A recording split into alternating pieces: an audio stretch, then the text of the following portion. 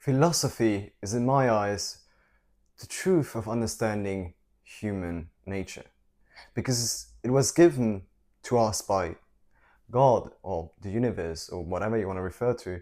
And since 150,000 years, as Homo sapien, also called the wise man, has been given the power of imagination, the power to think about things which are not visible or can't be felt by our five senses.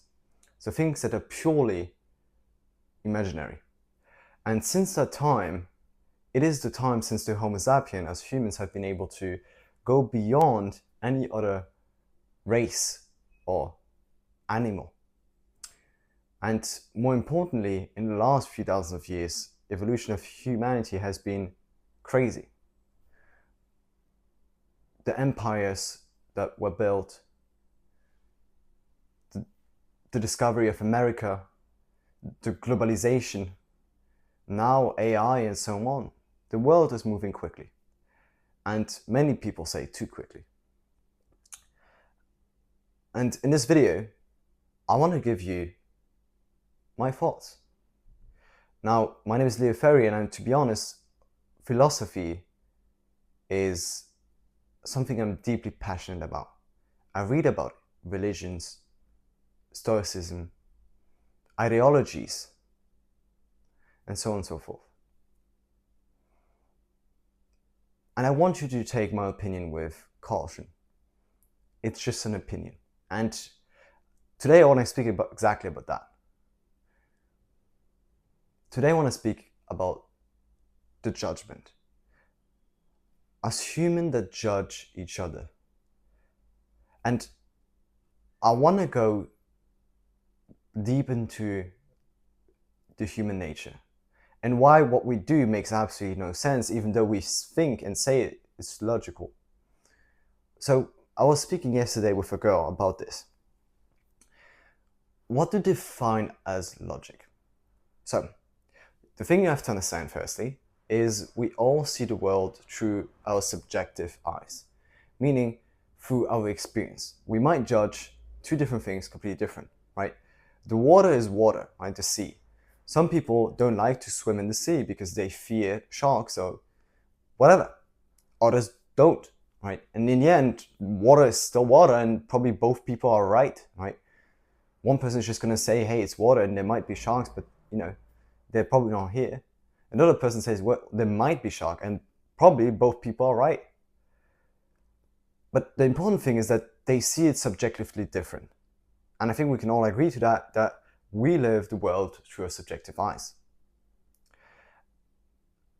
And important to understand is that there is no objectivity, because objectivity, to be fair, maths is objectivity, or even physics is us humans trying to make sense of our surroundings, of the things we can feel, the things we can hear, the universe, right? Material, molecules, atoms. We try to make sense of it. And the important thing is, why do maths work? Well, because the good thing is we can prove it as to it being correct. But it's just us human trying, like I said, to make sense of certain things.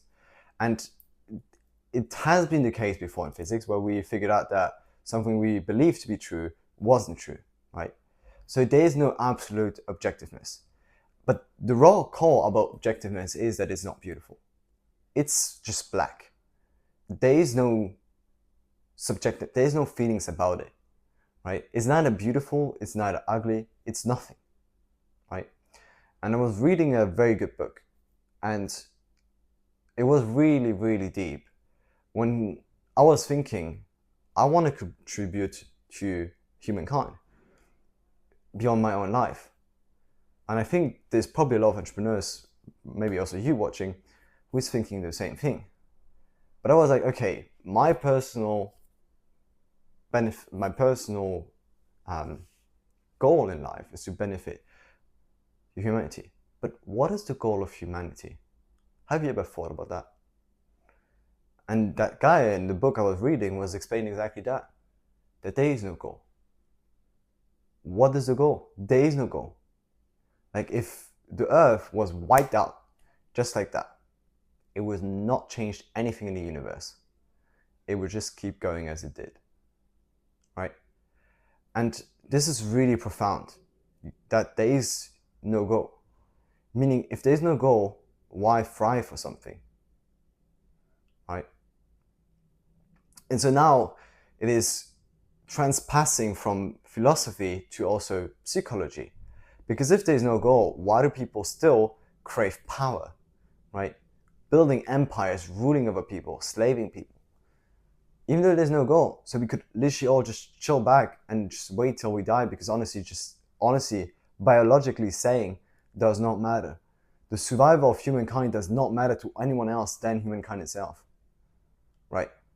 We have wiped out 90% of animals on this planet.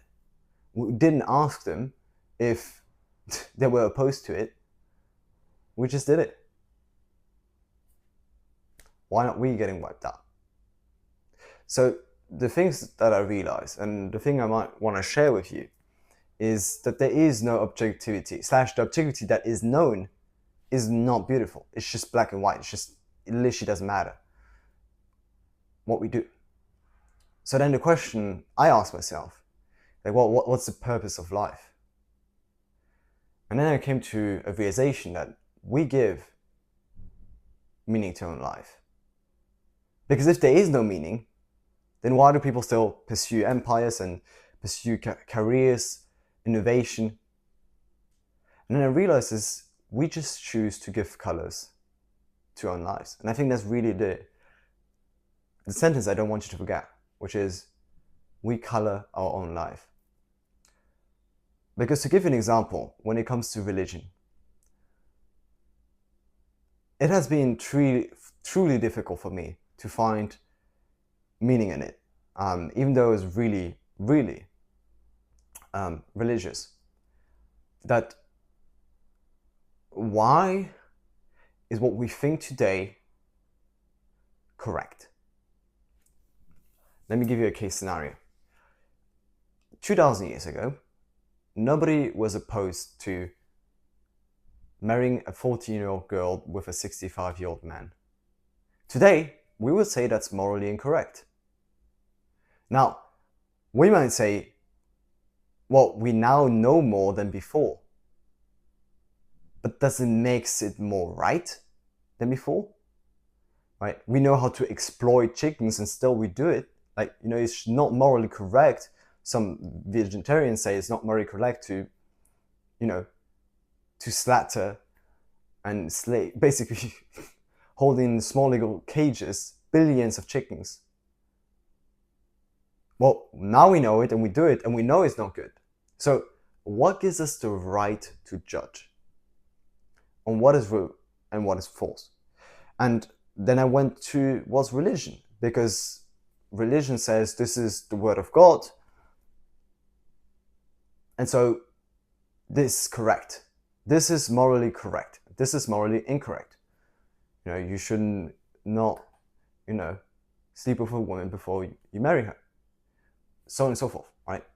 But then I asked myself, the religions that are currently available, right, or mostly believed into, Christianity, Islam, Buddhism, those religions are pretty new religions.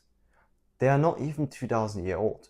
The Quran was written 1,400 years ago. And the Bible, the Old Testament, 600 years before that. But when you think about humankind, that's been here for 150,000 years. 6,000 before Christus, the Aztec, as well as tribes in Asia, had already religion. Their rituals, for example, tabak, like the thing we smoke, has been a big part of rituals, just like slaughtering animals for religious purposes. And we know that because we have found evidence about those things way before Christianity and the modern religions. The same thing with the pharaohs, with the Egyptians. They were seen as gods. And that was before. And now the question really is that I want you to maybe take away and me that I'm thinking about constantly, which is what gives us the right and who says what is right and what not. And so I was speaking to that person, and that person told me, well, in the end, it's you who chooses what you think is morally correct and not. Well, if you choose, that basically means you can choose whatever suits you. And that's what we have always done. We've always just put something as morally correct, what suited us and what didn't. Right? For example, Nazism, it was a very good way to just the same thing with America, the blacks, that they are a minority, that they're worthless. We just said that to be morally correct or morally the right way because it suited us. So if we can't really be morally correct because we will do things to our own advantage, which of course will harm other people, well, who says what is morally correct? Because one religion hasn't, there's no proof or evidence that something comes from a superior power. You believe in it, but what did we say?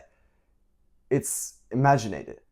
And so the way that the world works right now is that it's intersubjective, right? And that's, I think, an important word to understand, which means we see our world through a subjective eyes, but intersubjective means that the beliefs we hold are shared by a vast majority of people. For example, that we believe that the justice system, the way it is right now, is correct. If any one of us would think it's not, would we have the justice system? No, we would have a revolution. In the same way with religions, right? We have billions of people following religion, Islam, Christianity, Buddhism, Hinduism.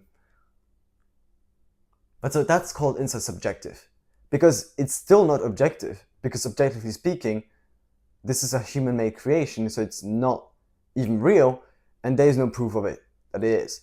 Right? It's just us human wrote down something and we say this is the way. And as we said, everything that was reported, even said by a human being, can be said to advantage of that person. Because you would do it, I would do it as well. If I were to impose a law, I would take the law that benefits me, of course. I would not do and say laws that harm me. Why would I? Like, nobody would. So you're going to say, well, there are exceptions, and that's what religion is for, right? That those people were not egocentric. But that's part of our human nature. Like, we care more about survival than we care about others. That's how simple it is. And like, you can't neglect it. So I think this has been truly a part of us humans that have been ignorant about. We've made a lot of scientific advancement, right? From rockets to cars to AI and so on and so forth. We have done a lot of outside development. But I think something we lack, and sometimes the real growth is not external, it's internal. It's by understanding that, okay, questioning the things we believe in, right? Why do we believe the things we do? And I remember there's a saying which is, we question everything besides the things we believe in most, which are the things we should question. Because those are the things we never question, even though, like we just discussed, or I presented to you, can be correct, absolutely correct or wrong. And we don't know. And there is no right or wrong. So I think to conclude what I'm saying with this, we put colors to our own life. And I don't even think we necessarily do it. Our environment does it. It's very different if you lived 2,000 years ago from today. Or even the friend groups you have today might make you a completely different person. And I think that's a topic for another video, your environment. I would like to discuss that. But important, we give colors to our own life. Because life in itself has absolutely no meaning, speaking from a biological or standpoint, right? The survival of the race, and so what. And secondly, is in terms of morally correctness, there is none. Or if you have an idea, I'm happy to discuss in the comments down below so much more about it. Because I think this should not be only in one way. I think this should be everyone contributing to this thought process. And because that's how we learn, by sharing knowledge. But the most important takeaway I want to have and give you from the video is, I don't think any one of us should judge. Not judge a fat guy on the street. Not judge anything. LGBTQ, blacks, or whatever right now is the trend, to be fair, or kind of relationships, what kind of life people live, and not even judge ourselves, because we discussed it. Some things we might call, the way society works, or logical, but logical is just intersubjective, meaning I believe that this whole by our current society, right? Like, it's not logical to marry a 14-year-old girl to a 65-year-old guy because that guy's going to die soon and that girl's going to be alone. We justify logically because of what we together believe today. And that can be completely wrong. We don't know. And in 1,000 years, people are going to tell us what we thought was completely bullshit. So I think takeaway, we shouldn't judge. And the opposite, we should try to get to understand our environment and our human nature more and beyond just the surface.